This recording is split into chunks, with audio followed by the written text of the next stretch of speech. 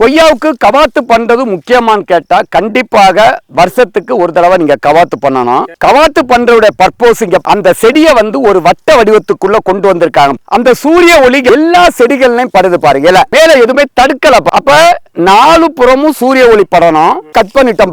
எத்தனை கிளை, இதுல நிறைய பூக்கள் பூக்க ஆரம்பிச்சிடும். பூச்சி நோயினுடைய கட்டுப்பாட்டுக்கு நம்ம களை எடுக்கிறோம். நீங்க கவாத்து பண்ணதிலிருந்து புது திளிர் ஒரு 3 மாதத்துக்குள்ள பூக்கள் பிஞ்சுக்களாக மலர்வதற்காக தான் கவாத்து பண்றத. எல்லா செடிக்கும் கவாத்து பண்ணு சொன்னா செடி பண்ணலாம், கொய்யா பண்ணலாம். பண்ணக்கூடாத செடிகள் பார்த்தீங்கன்னா எலுமிச்சை, சாத்துக்குடி, ஆரஞ்சுக்கெல்லாம் நீங்க கவாத்து பண்ணக்கூடாது.